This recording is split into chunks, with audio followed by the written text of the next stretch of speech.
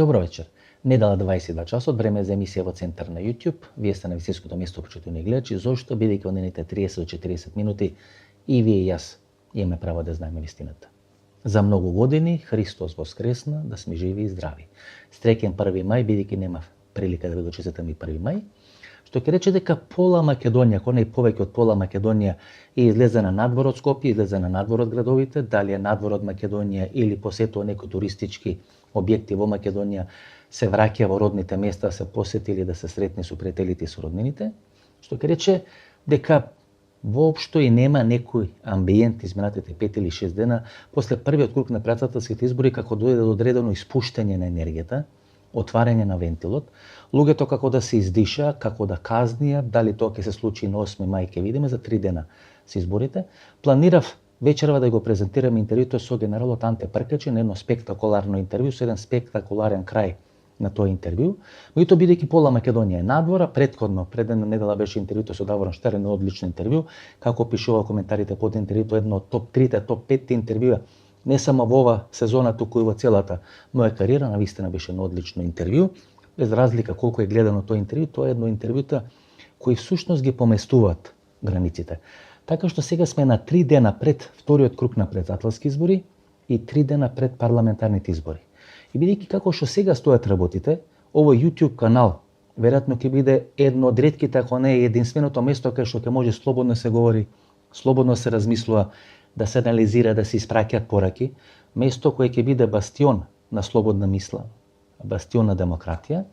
Мислам дека сите вие кои се ја гледате емисијата во Центар изминалите 20 или 30 години, и ако сакате да знаете повеќе информација, тоа ќе го добивате тука во рамки на емисијата во Центар на YouTube каналот Васко Ефтов. Тие кои се мембари, веќе погледнаа 2, односно 3 анализи, постизборни анализи или постизборни во првиот круг анализи, се анализираше улогата на Бранко Цренковски, се анализира изборните резултати, се анализира односите или состојбите внатре во СДСМ.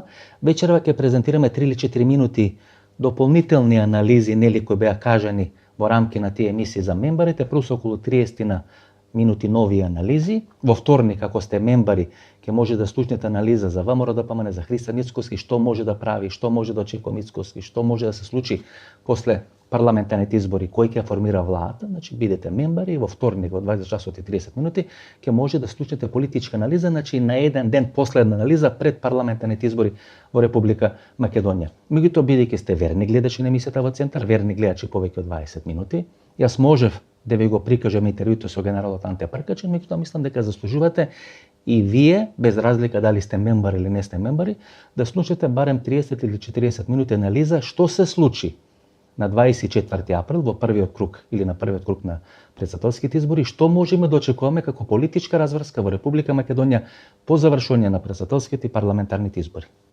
Во изминатите 3 или 4 месеци, без разлика дали тоа беше во интервјуата кои беа наменети за сите гледачи на емисијата во Центар, или тоа беа политичките анализи кои беа наменети за оние кои се мембари на емисијата во Центар, и тоа се емисии анализи кои се емитуваат секој вторник во 20 часот и 30 минути, јас кажав дека постојат 3 партии замени, односно 3 партии кои беа формирани како замени, кои треба да ги заменат или можат, потенцијално може да ги заменат трите големи партии во Република Македонија, да им земат, да им штарпнат дел од гласовите. Тие 3 партии се партијата на Изет Меджити, партијата Левица на Димитар Апасиев и партијата Знам на Максим Димитриевски. Партиите кои се завршија домашната задача се победници на изборите, тоа е ВМРО ДПМН и тоа е ДУИ на Али Ахмети. Партијата која не се заврши домашната задача, тоа е СДСМ на Димитар Кочевски, губитник на изборите. Гледате како ВМРО ДПМН во изминатите 3 или 4 месеци водеше една брутална кампања против Димитар Апасиев и против Левица. Тие не знаат што ги снајде, бидејќи во еден временски период таму имаше некое мешање на структурите кои беа структури на Левица, структури на таа завиша филм групација, структури на ВМРО ДПМН, и во оној временски период кој ВМРО ДПМН процено дека дел од нивните незадоволни гласачи ќе завршат на контото на Апасиев и на Левица, а дека тие нема многу да им наштетат на СДСМ, тие направија тоа што го направија, беа брутално бомбардирани Апасиев и Левица, и им ги вратија гласовите кои ги има одземено од ВМРО ДПМН. Слично се случи со партијата на Изет Меджити, која беше формирана како партија да ја замени ДУИ и да го замени Али Ахмети.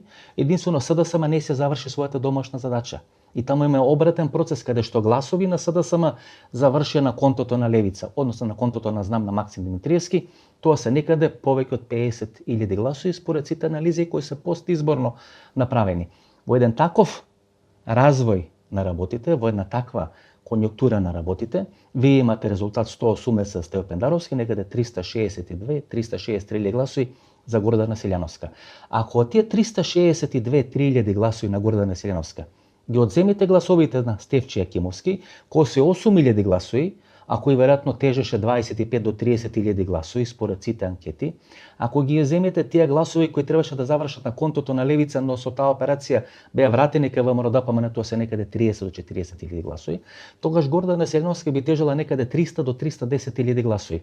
Ако на контото на освоени гласови на Стефче Јакимовски, односно Стево Пендаровски, а тоа се некаде 180.000 гласови, додајте некаде 50 или 60.000 гласови кои завршија или делумно ке ВМРО-ДПМН или во огромен дел ке Максим Димитриевски, тогаш Стево Пендаровски би тежал некаде 240-250.000 гласови или би го повторил резултатот на Радмила Шекеринска на изборите 2008 година. Тогаш разликата помеѓу Пендаровски и помеѓу Гордана Селјановска била некаде 50-60.000 гласови, колку што беше разликата од 6,5% на последните анкети на EU Election. Всушност тоа беа резултатите кои ги покажува сите анкети, освен овие нарачани анкети кои беа правени во Република Македонија за едната и за другата страна. На крај, едните се завршија домашната задача, другите не се завршија домашната задача. Под радарот се случува одредени процеси, каде што структурите на Бранко Царенковски, кои останаа внатре во СДСМ, кои беа паркирани ке Максим Димитриевски, брутално, организацијски го растурија СДСМ. Првито тука е големата заслуга на Димитар Ковачевски и на генералниот секретар Миле Зечевиќ, така што кога ќе ги споите сите тие работи на едно место, резултатот на изборите воопшто не е изненадување, само разликата е изненадување, но таа разлика се должи на овие работи кои претходно ви кажав. Во вторник ќе го анализираме ВМРО-ДПМН и Христо Ницковски или дали и како тие може да формират влада во Република Македонија. Мастер планот или оперативниот план беше Стево Пендаровски да не влезе во вториот круг на председателски избори. Тамо да биде или Максим Димитриевски или Бојар Османи.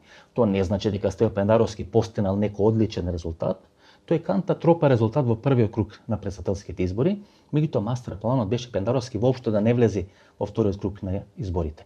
И тука се работеше повеќе од 3 или 4 месеци, јас би рекол повеќе од една година, и ова што се случи сега на изборите беше брутална казна за Димитар Ковачевски и Стево Пендаровски.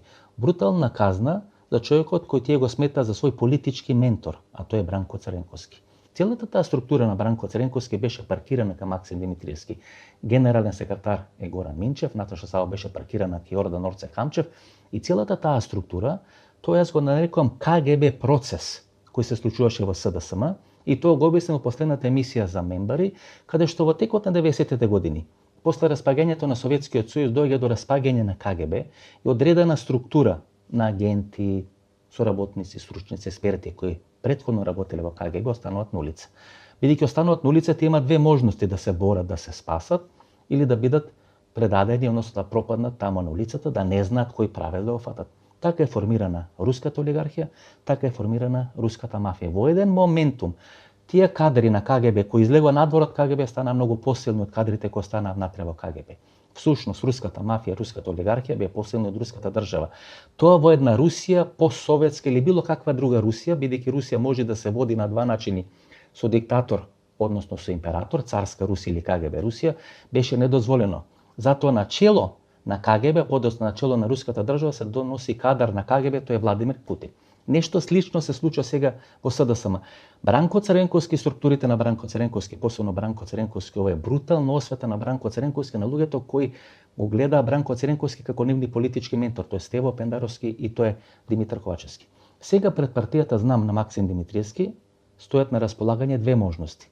Ако влези во влада со Христо Ницковски, таа ќе биде нова НСДП на Тито Петковски. Ако не влези во влада со Христо Ницковски, тоа ќе биде некоја Сириза, кој ќе остане надвор од власта. Гледате тој раскол кој се случуваше во ПАСОК и во Сириза, прелевање на тие леви гласови од ПАСОК кон Сириза и обратно може да се врати сега процесот назад, меѓутоа за тоа треба време.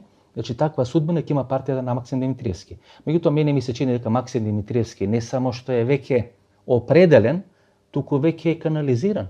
Може би е инвестирано во него неколку месеци претходно за коалиција со Христијан Мицковски, така што многу повеќе му се насмевнува судбината на Тито Петковски отколку на Алексис Ципрас, првиот човек на СИРИЗА. Што ќе се случи во ВМРО-ДПМНЕ? Еве да претпоставиме дека ќе формираат идната влада. Има две клучни датуми во последните 32 години кои се битни за ВМРО-ДПМНЕ. Тоа е 1998 година кога Лјупчо Ѓорѓевски доаѓа на власт, 4 години на власт во ВМРО-ДПМНЕ, и втората дата е 5 јули 2006 година кога Никола Груевски доаѓа на власт и ВМРО-ДПМНЕ останува на власт тамо некаде до почетокот на лето од 2017 година, што ќе рече 11 години. Лјупчо Ѓорѓевски, тој е дисконтинуитет во политиката на ВМРО-ДПМНЕ. Сака да ги решава проблемите во Македонија. Влегува во процес на преговори со Грција. Грција на Коста Семитис, Грција на Јоргос Папандреу, предлог Горна или Северна Македонија и на крај целиот тој процес е миниран токму од Бранко Црвенковски. Меѓутоа Лјупчо Ѓорѓевски бидејќи влегува во процес на решавање на проблемите, што не му се допаѓа или што не и се допаѓа на длабоката држава, тој трае само 4 години. Знаете, кога вие ќе влезете во процес на решавање на проблемите, а тоа тамо некаде на крајот, на хоризонтот, значи влез во НАТО или почеток на преговори со Европската Унија, длабоката држава знае дека ќе биде расформирана. Гледате во оној процес на НАТО сертификати, безбедносни сертификати. Сите овие структури на длабоката држава има огромна шанса и од тоа се плашат дека може да завршат без безбедносни, без НАТО сертификати. Ако длабоката држава нема контрола на безбедносните структури, нема контрола на обвинителство, нема контрола на судство и нема контрола на медиуми, плюс контролата на парите и на финансиските текови, како тогаш таа ќе владее со државата? Таа не може да се појави, да формира политичка партија. Таа може да биде само оценка, бидејќи затоа се нарекува длабока држава, бидејќи тамо некаде длабоко во корените или во темелите на македонската држава. Како што постои знак на еднаквост помеѓу КГБ и Советскиот сојуз или Руската федерација, така постои знак на еднаквост помеѓу длабоката држава и формирањето на македонската држава. Тие се на некој начин како споени садови, како петок и сабота. Во зависност од тоа на која страна претежнува длабоката држава, таа партија доаѓа и останува на власт во Република Македонија. Бидејќи во тие 4 години односите на Лјупчо Ѓорѓевски длабоката држава беа се повеќе, но најмалку беа пријателски. Лјупчо Ѓорѓевски траеше 4 години. Никола Груевски доаѓа како технократ на власт, поддржан од Америка, поддржан од тогашната амбасадорка Џелен Миловановиќ, меѓутоа на крај длабоката држава воспоставува контрола или претходно е договорена таа контрола врз Никола Груевски, кој 11 години ништо не решава во Република Македонија и успева да остане на власт 11 години. Една власт во една држава се менува со помош на хистерија.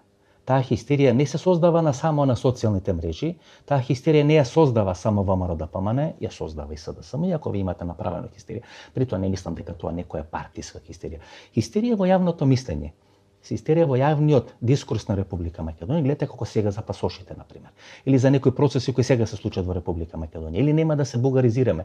Иако прашањето на бугарите во уставот е малцинско прашање, не идентитетско прашање, меѓутоа гледате се наметна една таква хистерија. Никола Груевски, значи секоја власт во Република Македонија може да има некој во наводници нормален мандат 5-6 години, веќе после 5-та-6-та година се влегува одредена политичка криза и оваа гарнитура на СДСМ со промена на чело Зоран Заев си замена, Димитар Ковачевски го наследи, издржа едва и 6 или 7 години. Никола Груевски 2011 година беше печен да ги изгуби изборите, бидејќи беше создадена во наводници една општествена хистерија, А1 телевизија, отворење медиуми. Никола Груевски се спаси поради две причини. Имаше брзи предвремени избори. Знаете, вие кога имате систем на брзи предвремени избори, вие на некој начин го претркувате можноста да се создаде хистерија и да бидете совладени, да имате сменети поради таа хистерија. Ако имате брзи предвремени избори, па локални, па председателски, така натаму, вие го држите тонусот на партиското тело, на јавноста во Република Македонија и на некој начин ги претркувате процесите кои може да предизвикат ваше менување поради таа општествена хистерија која биде создадена во Република Македонија или била каде во светот. И второ, затвараше медиуми. На тој начин Никола Груевски не владееше 5 или 6 години, бидејќи беше печен да биде поразен 2011 година, туку остана на власт од 2017 година. Тоа се суштината на политичките разврски во Република Македонија и секаде во светот. Ако Македонија е формирана од длабоката држава, а длабоката држава е формирана од Комунистичката партија на Македонија, чита и СДСМ, Тогаш јас 3 дати ги сметам како дати на промена на власта во Република Македонија. Првата дата е тамо некаде есента, октомври, ноември 1998 година. Втората промена е некаде 5 јули 2006 година. И третата промена може да се случи сега. Гледате, во 3 клучни моментуми се случува промена на власт или може да се случи промена на власта во Република Македонија. 98 година, значи половина година пред војната во Косово, пред тој конфликт на тогашна СР Југославија, Косово, косовското прашање, операцијата Тепих, бркање на некаде 300-400 илјади албанци од Косово и обид за дестабилизација на целиот овој јужен потек, јужното крило на НАТО, без разлика што Македонија тогаш не беше земја која е членка на НАТО, меѓутоа ова е јужното крило на НАТО. Втората промена ви се случува 2006 година, кога Хрватска заминува, продолжува на патот кон НАТО и кон Европската Унија и остава назад Македонија. Македонија и Хрватска кои беа во пакет после 2004-2005 година, тоа што се случуваше на самитот на Европската Унија, добивање кандидатски статус за Република Македонија, Радмила Шекерински така натаму и така натаму. И третата промена ви се случува сега. Ви се случува сега, гледате, Хрватска и Словенија се веќе членки на ЕУ, се веќе членки на НАТО и ние сега имаме возобнување, ова е последното возобновување на идејата на Глигоров и Иzetbegović. Врз Глигоров беше извршен атентат, бидејќи се откажува таа мастер идеја. Скратена Југославија, во која би биле Црна Гора, Босна и Херцеговина, Србија со Косово и Република Македонија. Во оној момент кога Глигоров ја напушта таа идеја, почнува да ја врти Македонија кон Европската Унија, посебно кон Соединетите американски држави, се случува тоа што се случи на 3-4 октомври 1995 година. Ова промена на власт во Република Македонија ќе биде последниот обид за возобновување. Некои тоа го нарекуваат српски свет, но ајде малку да ја прошириме темата и да прошириме тезата, тоа е идејата Глигоров и Izetbegović. Знаете ли какви се преговорите на Слободан Милошевиќ со Али Izetbegović? Али Izetbegović да биде премиер на некоја скратена Југославија. Ова обид да биде возобновена таа скратена Југославија. Во оној момент кога Република Македонија, а тоа ќе се случи за 6 до 12 месеци ако не го усвоиме францускиот предлог, бидејќи Грција во наредните 6 месеци сигурно ќе стави вето на одвојување на Македонија од Албанија, ќе се чекат потезите нидната влада која формира Христијан Мицкоски, и ако таа влада не го одблокира процесот на француски предлог, не поминат уставните измени во Република Македонија, ќе одвојат Албанија, затоа е вклучен во целиот процес Албин Курти. Ние сега имаме косовска платформа за разлика од пред 4 или пред 7 години кој имавме тиранска платформа.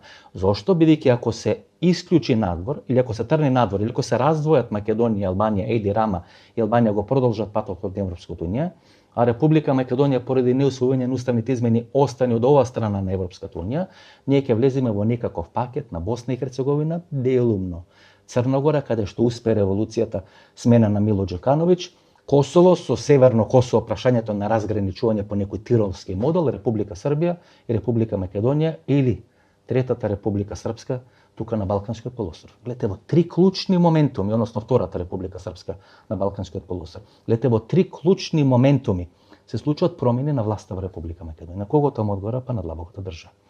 Кој е сега детето во кој инвестира длабоката држава? Па не е таткото кој е формирал длабоката држава, туку е субјектот кој бил работен од длабоката држава, а тоа е ВМРО ДПМН, па формирана е ВМРО ДПМН и таа длабока држава се бори со два процеси: бугарски врховизам и албански редентизам. Гледате како е скршен СДСМ. И сега ВМРО ДПМН е на браникот на тие два процеси кои 70 години се спроведува во Република Македонија. Знаете кога е формирана Комунистичката партија на Македонија? Тоа е пролета 1943 година.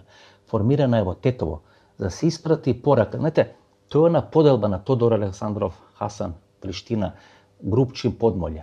Таа поделба подоцна се реализира во време на првата влада на Љупчо Георгиевски, Доста Димовски и Мендов Тачи.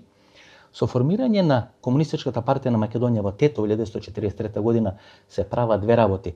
Се воспоставува дисконтинуитет со бугарската идеологија, со бугарската мантра, со бугарската пејажина тука на територијата на тогашна Вардарска Македонија, и под број 2 се отвора процес на борба против албанскиот иредентизам, против балистите. И вие ќе видите во текот на Втората светска војна, главните борби се случуваат во Западна Македонија. Битол, Кичево, делот на Охрид, делот на Струга. Ке речете дека тоа е планински појас, да, но планински појас Плачковице во Источна Македонија. Вие имате Малешевијата исто во Источна Македонија. Имате многу планини во Источна Македонија, Сововските планини, например, но тамо нема партизани, или нема толку партизани, тамо нема ни битки, дали не една рака, дури ни толку не може да се набројат битки, па и самиот февруарски поход, кој почнува од Егејска Македонија, ја се движи по територијата на она северна Егејска Македонија или Јужна Македонија, ако гледаме како некоја географска целовитост, па поминува по Источна Македонија, треба да заврши во Прохорчински. Не успева ниту февруарскиот поход кој се изучува на војните академии в Соединетите Американски држави да го крени населението на револуција во Источна Македонија. Кога ги гледате интервјуата или кога ги читате мемоарите на Светозар Рукмановиќ Темпо, тој би го кажал истото, дека тој жали што во Штип, во сите големи градови на Источна Македонија не можел да го крени на револуција македонското население, бидејќи на тоа нешто многу подобро и многу полесно би било обединета Македонија, Пиринска, Вардарска и Егејска Македонија. Меѓутоа, кога пред 2 или 3 месеци Маријан Ѓорчев излезе и рече дека Лазар Кулишевски е најподценетата личност во македонската историја и дека македонската историја ја нема вреднувано правилно логата на Лазар Кулишевски, ние сите сметавме дека станува збор за политички лапсус, бидејќи не може и партијата, која 30, 40, 50 или 60 години пропагираше стратегија и платформа дека била угнетувана, дека била жртва на длабоката држава на Лазар Кулишевски, одеднаш таа партија, преку еден од идеолозите на таа партија, Маријан Ѓорчев, да каже дека Лазар Кулишевски бил позитивна личност во македонската историја. Кога вие ќе се свртите нанад за 70-80 години, две личности кои имале најсилна власт во Република Македонија бил Лазар Кулишевски и бил Никола Груевски. Кога во еден моментум вие ќе ги споите длабоките држави или краците на Лазар Кулишевски и Никола Груевски, на Лазар Кулишевски се нарекуваше комунизам, на Никола Груевски се нарекува заробена држава или груевизам, вие ги имате во едно двете најмокни личности во македонската историја изминатите 70 или 80 години. Кога вие промовирате како фронтмен Лазар Кулишевски, тога значи дека вие веќе не се колните на ножот и камата, туку се колните на премисите на длабоката држава, односно на комунистичката држава, односно на УДБА која има формирана таа длабока држава, а тоа е борбата против бугарски врховизам и албански сепаратизам или балистичкото движење. Што прави сега ВМРО ДПМН? Се боксира со Дуи и со Али Ахмети, доаѓа или ќе дојде на власт бидејќи ќе им ги скрати канџите на Дуи на Али Ахмети и не дозволува бугарите да влезат во Уставот на Република Македонија. Тоа се двата столба на длабоката држава или на современиот македонизам.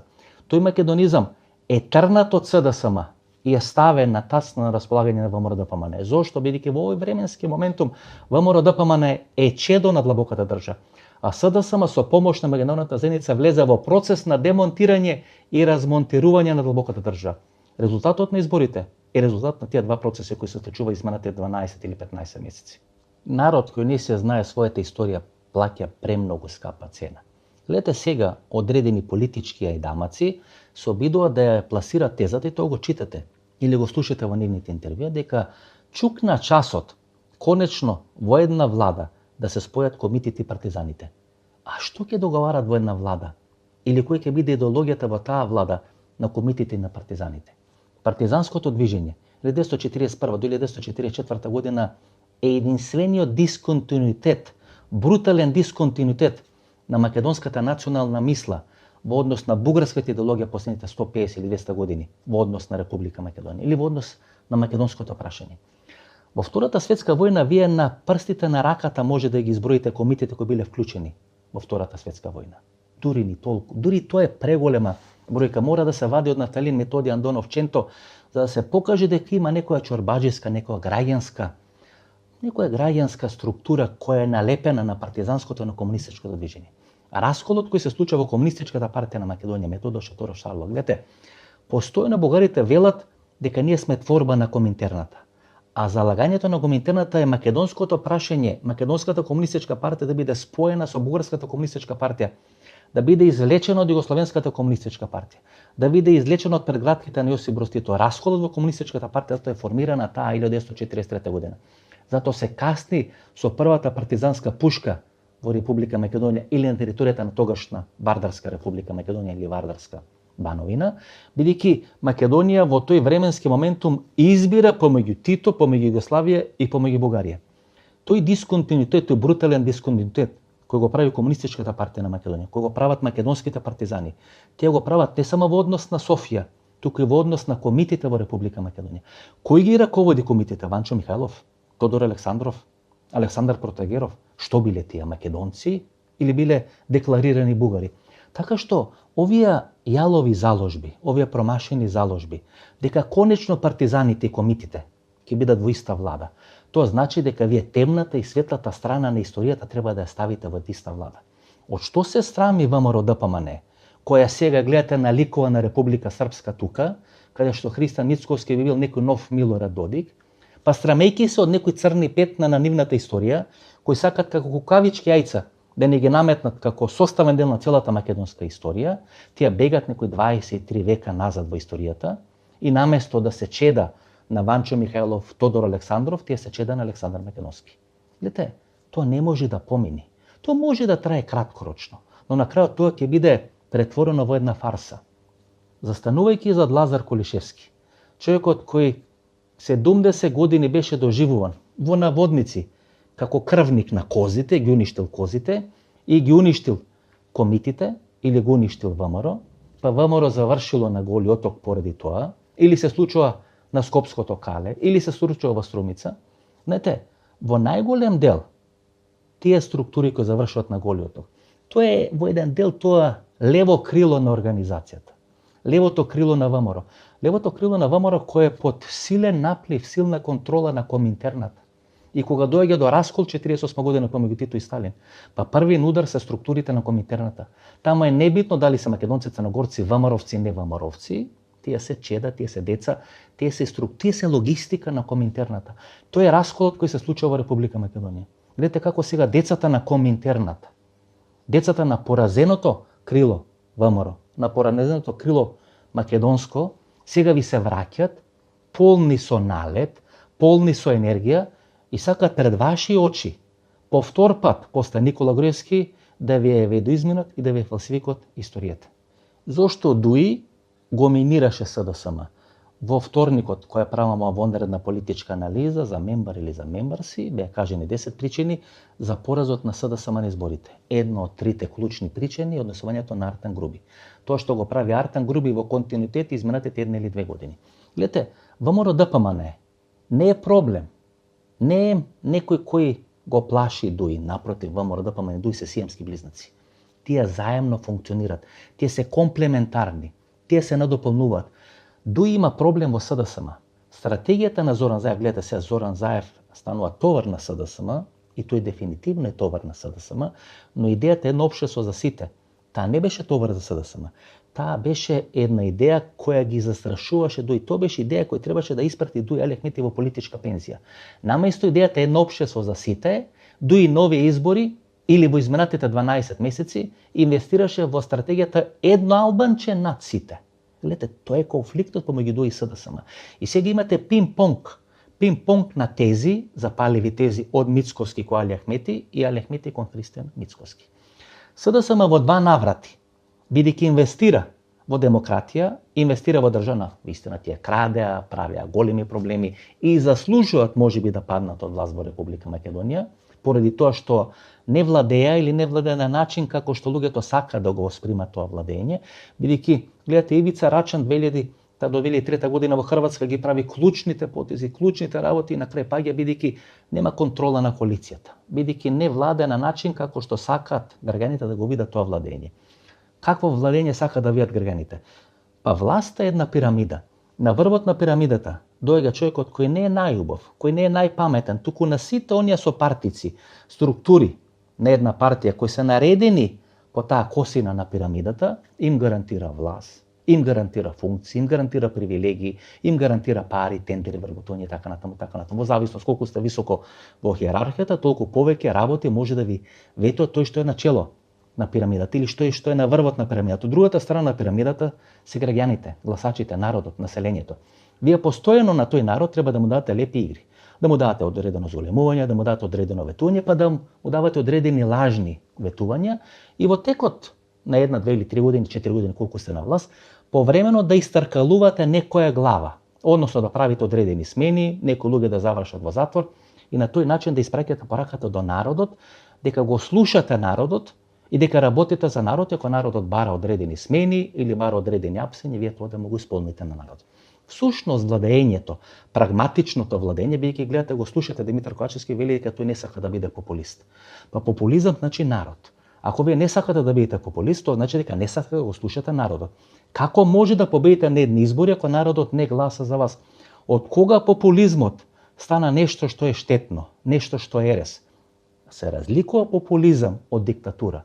Никола Груевски во Будимпешта не бидејќи бил популист, туку дека бил автократ, да не речам диктатор.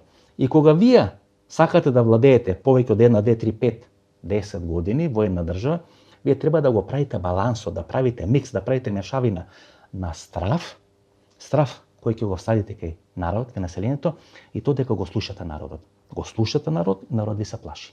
Тоа се две работи кои треба да ги миксувате. Знаете, кога вие на народот ќе му истркалате глава на вашиот политички противник, тоа е диктатура. Кога вие на народот ќе смените, ќе ја апсите или ќе му истркалате глава на луѓе од вашата партија, тоа значи дека го слушате народот.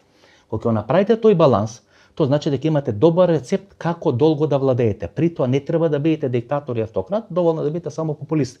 Знаете, во Република Македонија, во оној момент кога структурите на Сорос почна да го водат пиерот на СДСМ, тоа трае веќе неколку години, тие луѓе, знаете, што ви велат и која порака ви праќат?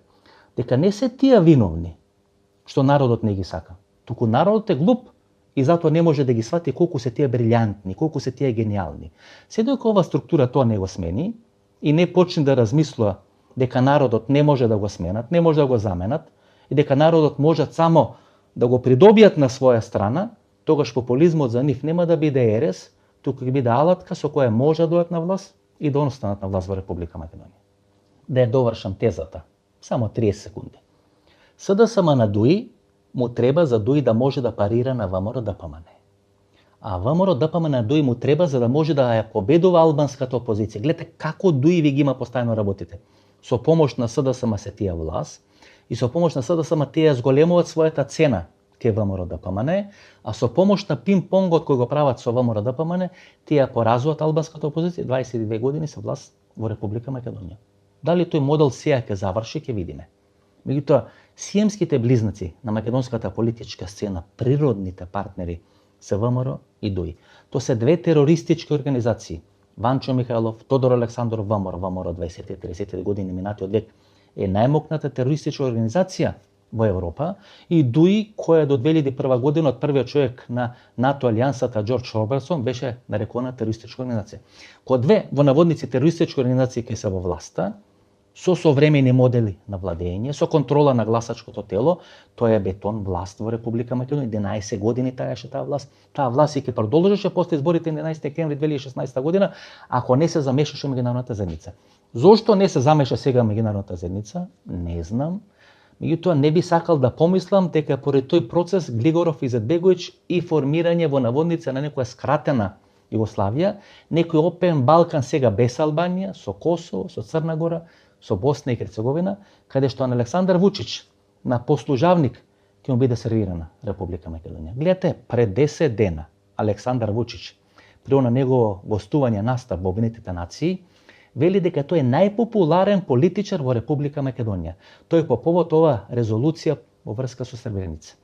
Христијан Мицковски, 9 години, него прифаќа францускиот предлог за да не му биде нарушен рейтингот, да не му биде намален рейтингот и со висок рейтинг да истрча на изборите на 24 април и на 8 мај, а СДСМ кој е осакатен, француски предлог, преспански договор и така натаму, на крајот мора да се јави како коспонзор на резолуцијата за Сребреница. Со уништен рейтинг, руиниран рейтинг, тие ви се јават како коспонзор на резолуцијата за Сребреница. Па длабоката држава, гледате, таа длабока држава во Скопје била подредена на длабоката држава во Белград. КОС, УДБА, службата на сојузниот секретар за надворешни работи. И сега треба да се поставите клучно прашањето. ЈНА има војна во Словенија, краткорочна но војна во Словенија. ЈНА има војна во Босна и Херцеговина. ЈНА има војна во Хрватска. ЈНА има војна или тоа што останува од ЈНА на територијата на Косово, но ЈНА доброволно, без испукан куршум, се повлекува од Република Македонија. Зошто ЈНА се повлекува од Македонија? Бидејќи ЈНА точно знае дека структурите под контрола на КОС, на УДБА, на Белградската длабока држава, на српскиот свет, кој е заскриен зад Југословенската народна армија, тука во Република Македонија има такво упориште, децата на комунизмот, што има возможно на ЈНА, на Александар Вучич, на било кој друг Вучич или Милошевиќ, кога сакат да се вратат назад во Република Македонија. Па така е направен атентатот на Киро Глигоров. Така се влегува во процес на возобновување на идејата Глигоров Изетбеговиќ, каде што составен дел на српски свет, чита скратена Југославија треба да биде Република Македонија и македонската верзија на Милорад Додик, се разбира газда ќе биде Александар Вучич. Сите овие треба да имат некоја роља, но она Несреќа Брнабиш. Па се прави тоа што се прави, се користи црквата и се менува власта во Црна Гора. Мило Ѓукановиќ ќе води процес на одредено и национално и државно разграничување на србите и на црногорците или двете очи во владата, и тие се тие процеси. Па тие процеси ние ги видовме на изборите.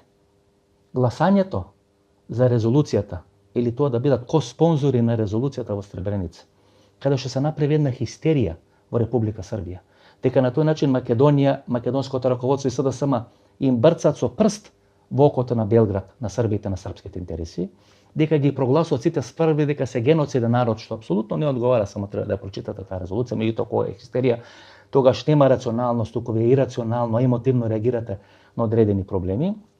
Тоа Александар Вучич, таа ко-резолуција или тоа ко-спонзорство на резолуцијата Сребреница му послужува како крунски доказ, како алиби да ги вклучи сите своји структури до петто колено.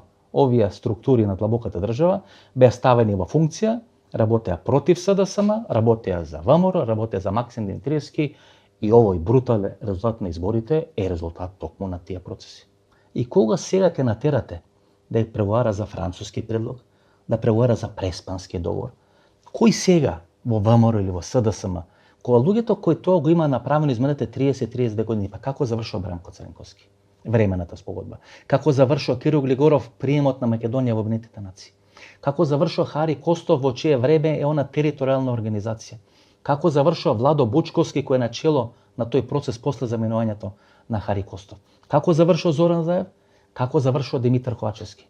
Па кој во наводници будала сега ќе убедите да преговара за нов француски предлог, да спроведи француски предлог, да спроведи преспански договор? Гледате како меѓународната заедница ги потроши сите структури кои работеа на европеизација и натоизација на Република Македонија. Веќе нема да има играчи. Кој веќе ќе верува на моделот на меѓународната заедница? Кој веќе ќе верува на моделот на Соединетите американски држави? 2006 година, значи една година од кога е примен од американскиот председател Џорџ Буш во овалната соба, Владо Бучковски брутално ги губи изборите. И губи изборите од Никола Груевски, од Тито Петковски и структурите на Бранко Цренковски во СДСМ. Тогашната амбасадорка Джилен Миловановиќ не го препознава моментумот, на крајот е казната и спратена да ја заврши својата кариера во некоја афричка држава. И сегашната амбасадорка господјата Агилера, гледате каква една нерационална проценка. На крај ќе ви речат дека ВМРО го контролирала теренот, а СДСМ не го контролирала теренот и ги изгубил изборите. Па Зеленски го контролирали теренот во Украина. 61 милиарда долари американскиот конгрес одвои да вложи во Украина, за Зеленски и Украина со помош на тие 61 милиарда долари да го контролира теренот во Украина. А тука во Република Македонија таа меѓународна заедница, чита и Вашингтон, чита и од таа страна на Атлантикот, вложи само две изјави. Двете изјави на вториот човек на Стейт Департментот, Џејмс О'Брајен, кој е тука во Република Македонија и каже на македонските граѓани дека не треба да гласа за луѓе кои нема да им кажат каков автомобил сака да им продадат. Гледате, постои знак нееднаквост помеѓу двете изјави за продавачот на автомобил Христијан Мицковски и 61 милиарда долари кои се инвестирани во Украина. Во Украина се инвестирани за украинците да го контролираат теренот, а овие две изјави треба да им возможат на власта која прави брутални работи, која прифаќа француски предлог кој не го прифаќа македонската јавност, бидејќи преговорите со Бугарија се многу поемотивни во споредба со преговорите со Грција. Знаете, дури денес еден поголем дел на македонското население, кој не е од Егејска Македонија, И нема таков негативен одиум кон Грција, кон грчката политика. Да, во еден временски период ни пречеле, меѓутоа тоа се забора, па судени халкидики, па судени одмор, па бозуки, така натаму суфлаки, така натаму и така натаму. Еден егејски сентимент всушност го држи отворено целото тоа прашање. Меѓутоа бугарското прашање кое задира во идентитетот на македонците е многу поемотивно прашање, многу потешко прашање за решавање. ВМРО не може да го решава бугарското прашање, бидејќи историското ВМРО во еден дел, не велам целосно, во еден дел е формирано од страна на бугарска држава. Вие не можете партија која е наследник на одредено движење кое е формирано од бугарската држава да влезе во процес на решавање на бугарското прашање во Република Македонија. Тоа може да го прави СДСМ, која е формирана како партија, ви повторам по трет пат, да се бори против бугарскиот врховизам и албанскиот сепаратизам. Меѓутоа, бидејќи Никола Груевски ги потрошува тие 11 години, не го решава грчкото прашање или македонското прашање или прашањето на името, разликата околу името Македонија и Грција, тоа го решава Зоран Заев и СДСМ. И сега ВМРО ДПМН ќе треба да го реши бугарското прашање. Гледате како им ги менуваат историските роли на двете партии. И ако тоа успеат да го направат, а јас мислам дека нема шанса тоа да биде направено, тогаш нови луѓе кои го водат тој процес треба да им се даде Нобелова награда. Меѓутоа како што сега стојат работите, Македонија чека една многу неизвестна иднина. Каква иднина? Станете мембари, вторник, 20 часот и 30 минути да видите што ќе се случи после изборите на 8 мај. Ајде последно делче во ова на наша вечерашна анализа. Ова е статус на Ѓорги Спасов. Напиша некаде пред 3 или пред 4 дена. Тој е првиот човек кој повикува меѓу редови на бојкот на вториот круг на претседателските избори. Како вели дека многу скокање не е нарано, Мицковски и Селјановска веќе летаат во воздух и прогласуваат победа. Тие се они кои со бојкотот го смета за легитимно средство во политичката битка. Ако Мицковски и Селјановска бојкотот го сметат за легитимно средство во политичката битка, тогаш треба да биде бојкотиран вториот круг на претседателските избори. Бидејќи за да се успешни претседателските избори во вториот круг, треба да бидат излезени 40% плюс 1 гласач да биде обезбеден цензусот. Првиот човек кој повикува на бојкот е Ѓорги Спасов. Тој истиот Ѓорги Спасов е првиот човек кој 2006 година, кога е амбасадор во Велика Британија, повикува на оставка на Владо Бучковски после губењето на изборите на 5 јули 2006 година. Бидејќи како амбасадор се вклучува во политичките разврски во Република Македонија, тогашната влада на Никола Груевски која е формирана после изборите на 5 јули, го повлекува назад во согласно со Бранко Црненковски Ѓорги Спасов. Во 3 или во 4 наврати Ѓорги Спасов или таа групација Спасов и Спасов дава промашени или погрешни политички анализи или политички анкети. Дали тоа го прави намерно? Дали толку знаат? Тоа треба јавноста да определи. 1998 година Ѓорги Спасов е министар за правда во тогашната влада на Бранко Црненковски. Тогаш е веќе договорено со помош на Димитар Буздевски, Панде Колимишевски и Лилјовски коалиција помеѓу Бранко Црненковски и Васил Топурковски. Ѓорги Спасов врз база неговите политички анализи му сугерира на Бранко Црненковски дека нема е потребна таква коалиција. Се прави мешавен изборен модел 65% мнозински, 35% пропорционален модел и СДСМ ги губи изборите. Васил Топурковски ја прави владата со Лјупчо Ѓоргиевски. Па подосна 2014 година повторно имате лажни анкети или промашени анкети на Ѓорги Спасов, кои што предвидат победа на Стео Пендаровски во првиот круг на претседателските избори. Промашена е таа анализа, СДСМ ги губи изборите, Зоран Заев вечерта во 19 часот и 01 минута не ги признава резултатите и СДСМ влегува во еден длабок бојкот на политичките процеси, кој на крај завршил со шарената револуција во Република Македонија. Последните анкети кои се доставени до СДСМ неколку дена пред гласањето во првиот круг на претседателски избори, дека во првата изборна единица се изедначени Стео Пендаровски и Гордана Селјановска. Дека рейтингот на Гордана Селјановски е 18,6%, а рейтингот на Стео Пендаровски 18,4%.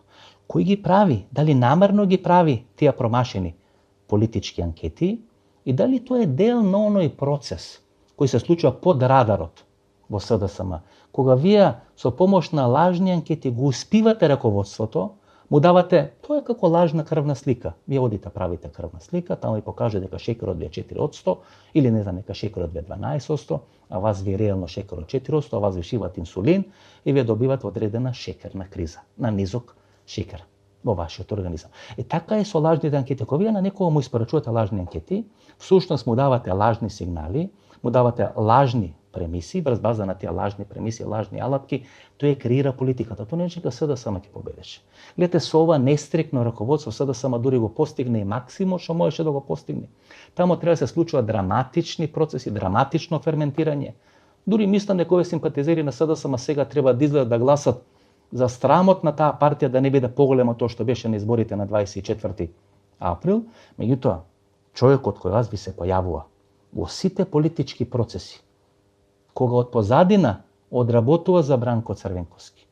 И секогаш кога Бранко Црвенковски е надвор од СДСМ на еден исти начин, дали со помош на Тито Петковски, дали со помош на Васило Пурковски, дали со помош на Максим Нетревски, дали со помош на овие анкети, овие анализи на Ѓорги Спасов, успева да го направи тоа што го посакува да биде направено. СДСМ без Бранко Црвенковски да биде партија без кислород. Само Бранко Црвенковски, неговото ДНК на СДСМ, треба да биде кислород на СДСМ. И ако некој тоа го прави 3 или 4 пати, тогаш мислам дека конечно треба да си опоставите прашањето: тој човек и мисли добро или мисли лошо на партијата? И дали може СДСМ да оди рака под рака со суетата, со его-трипот на Бранко Црвенковски, бидејќи СДСМ може да биде чедо на Бранко Црвенковски само ако Бранко Црвенковски биде начело на СДСМ. Во оној момент кога СДСМ е надвор од гравитацијата на Бранко Црвенковски, Бранко Црвенковски нема скрупули да се работи со било кој за да му нанеси колку може потежок пораз на СДСМ. Дали е тоа татковско однесување? Апсолутно не. Мислам дека во наредниот период овие луѓе кои останале, кои гласале за СДСМ, не отишле во ВМРО, не гласале за ВМРО, не гласале за Максим Димитриевски, мислам дека треба да си го преиспитат својот однос и кон Зоран Заев и кон Бранко Црвенковски. Ова СДСМ, ако сака да има иднина, може да има иднина само на два начини: со дисконтинуитет и со Зоран Заев и со Бранко Црвенковски. Ова беше нашата анализа, ви реков 30-32 минути и како што е редот, кај секој постар човек, наместо 30, ќе говори 40-45, па дури 50 минути.